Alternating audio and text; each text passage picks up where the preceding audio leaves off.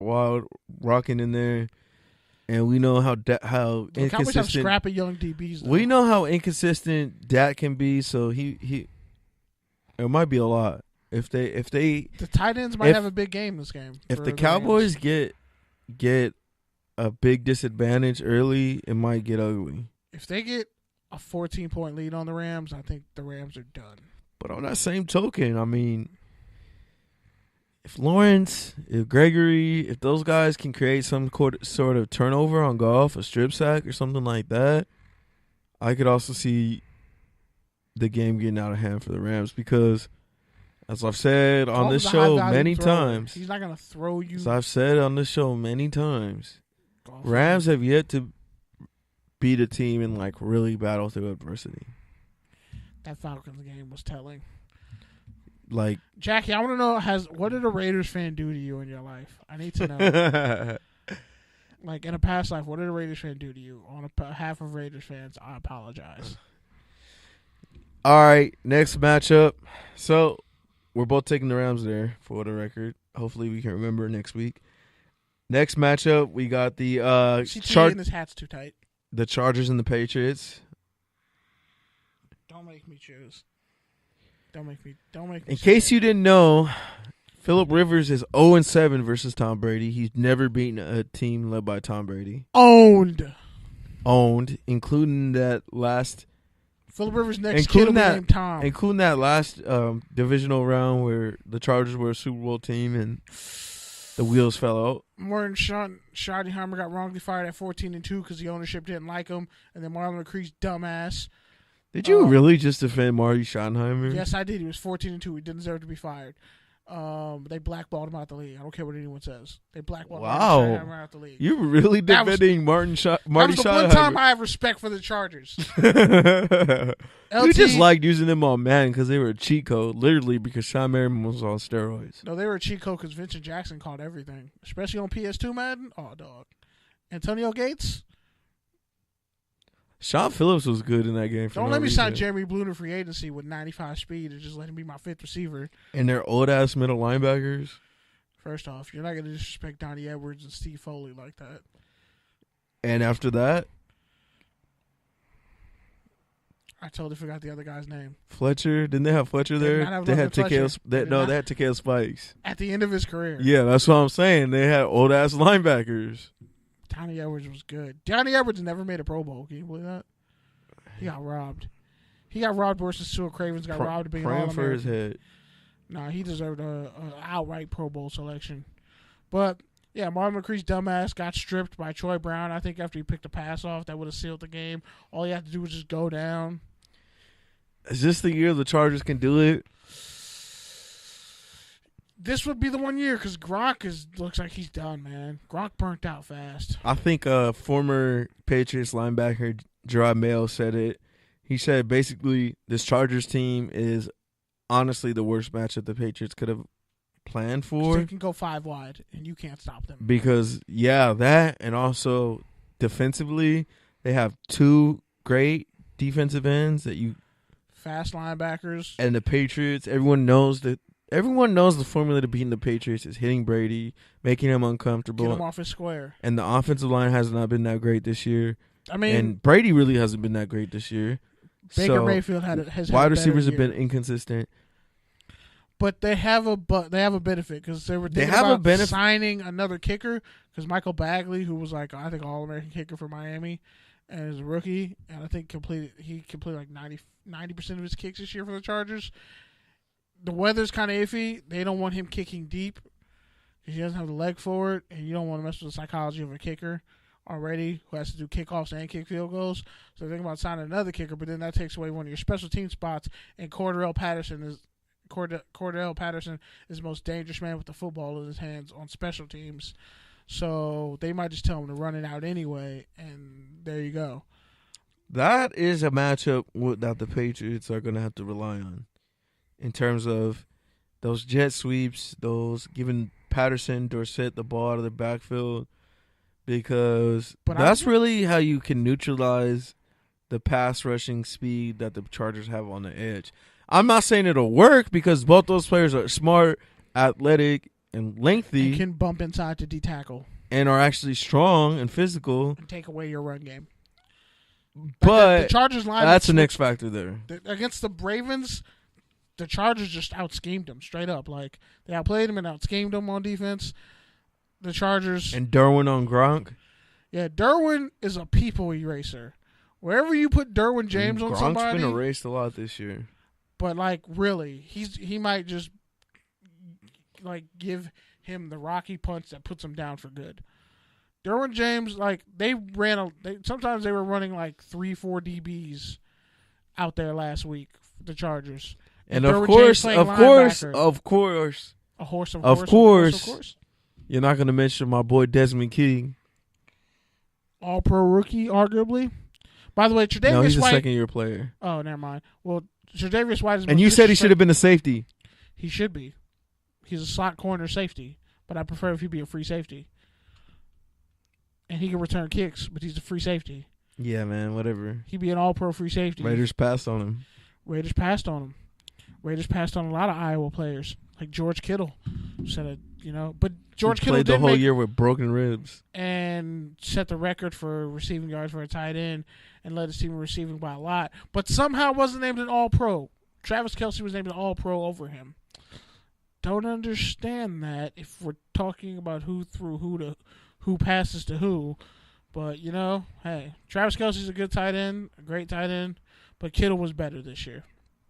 Arguably, I think he's a better blocking tight end, too. The other argument I'll make against the Chargers is Phillip Rivers. Phillip Rivers, as I say every week. But besides that, they won last week, but Phillip Rivers, it wasn't really a close game. Like, when it was close in the fourth quarter, the Chargers couldn't drive down and score. So that worries me a little bit. The fact that Phillip Rivers didn't have to get that monkey off his back in that first game. But the Ravens' defense does that to people. The Ravens' defense makes you have your worst day possible. No doubt. So, are you willing to pick the Chargers? I'm going to say Chargers over Patriots because someone needs to put an end to the Patriots and Nick Saban. And damn it, this is the year to do it. You mean Bill Belichick? No, I mean both of them. Collectively in the same year? Collectively in the same year. Dabo Swinney should give the Chargers a pep talk.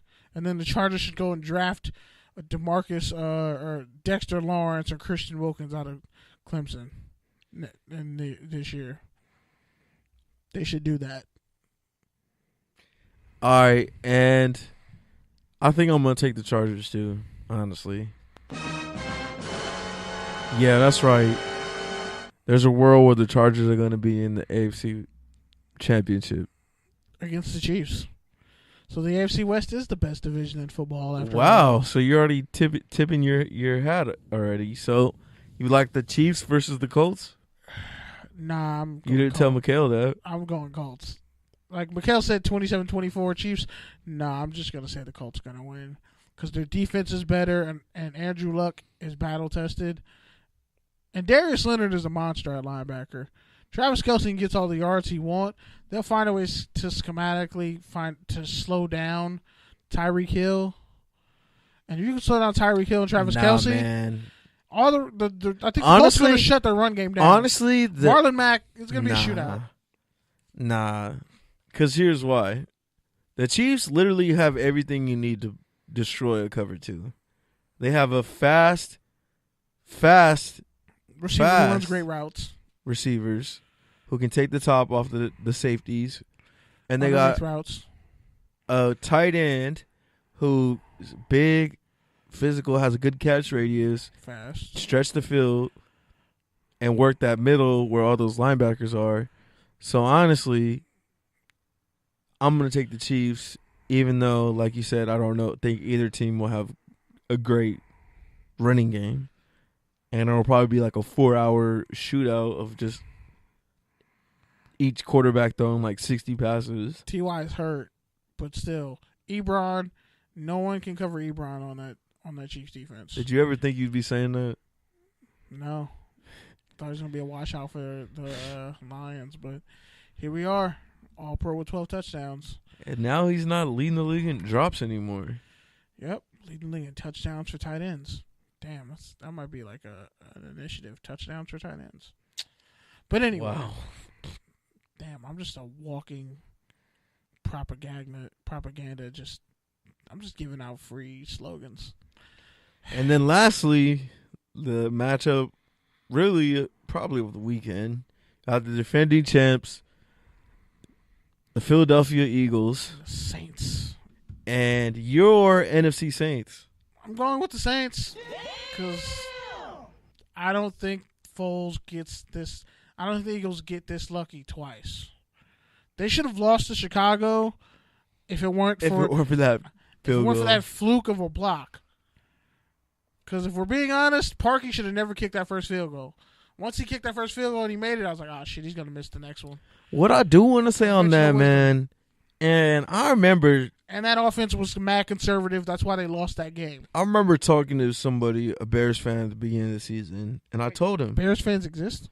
Yeah, I was at a bar, and he was telling me he's a Bears fan. I told him... This was right when the Khalil Mack trade happened. I was all in my feelings. And dude was like, yeah, but we need a lot more. Like, we need Trubisky to develop. Like, we need help. And I was like, trust me, dude. The ball enough. Trust me. I've literally watched every single down of Khalil Mack's career. He can change the game at any given moment. He impacts every single play, and he's a culture catalyst. The way he works, the way he leads, he's a leader by example, and, like, he can get that team to the next level. Trust me. And he's like, yeah, I don't know. He's just a defensive end. His numbers weren't that great in Oakland. And I was like, bro, there's more to numbers. Trust me. He does the job of three. And sure enough, they made the playoffs. So it's like, Bears fans, I know you're upset and sad that you lost that game, but honestly, you're playing with the house's money at that point. Like, you guys were talking about you just want to see Trubisky develop. You were talking about you just wanted to see if one of your receivers would actually be decent, like fair. And so your receivers were kind of trash. Tariq Cohen was your best offensive skill player. Besides all that, what I'm saying is... Shout out to HBCU. Shout out to Malik. What I'm saying is the Bears, at that point, everything was bonus. So, yeah, they lost, and, yeah, it sucks. It's crushing. They lost at 12-4. That's why it looks so bad. But it's kind of like... That's the way the chips fell, man. You already got lucky getting Khalil Mack for basically a first and a second round pick. A steal. Yeah. So. Leonard Floyd didn't do enough. Leonard Floyd needs to develop now. Like, I know, like, he's athletic, he's fast, but, like, he needs to be going upfield and rushing the pass. There's no reason why Khalil Mack has 12.5 sacks and you don't have, like, 15. Because, bro, they shouldn't be they're double teaming him and chipping him with the back every play. By the time he gets to the quarterback, he's exhausted. So what are you doing? It's the same thing with Oakland. Like, with Oakland, Bruce Irvin took advantage of the single one-on-one coverage that he was getting when Khalil Mack was getting double, triple teamed and getting held by the entire Chargers offensive line. Chicago needs to take that next step. And a good point was brought up. What if they made a trade?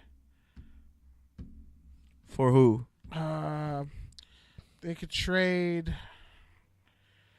I think it was going to be Leonard Floyd and a first-round pick to get the number 1 overall pick and then draft Josh Allen. It was something like that. I forget the whole thing. Yeah, no, I'm cool. But it was like, you know what? Chicago could actually make... No, Leonard Williams might get traded by the Jets. That was it. They could trade Leonard Floyd and their first-round pick and then the Raiders pick. They don't have the first-round pick. The Raiders' second-round pick. Yeah. They could trade Leonard Floyd, a second-round pick, for Leonard Williams because he might be leaving the Jets. If you're going to do that, imagine Leonard Williams at defensive end in a 3-4 and Khalil Mack behind him. And I honestly wanted Leonard Williams more than I wanted Amari Cooper. Yeah, I have some confessions to actually get off my chest. I honestly still think that the Raiders should have taken Leonard Williams over Amari Cooper. Because imagine if you had Leonard Williams at 3 technique, and Khalil Mack at defensive end. That solves a lot of your problems. I'm just saying. Receivers whatever, man. I don't want to talk about it anymore. Primetime defensive linemen. I don't want to talk about it, bro. Okay, but shout out to. Anyways, back to Eagles Saints. I gotta go with the Saints just because they're playing at home. That dome is a huge advantage, and I think, like you said, that spark in Philly I mean, I don't know if lightning strikes twice.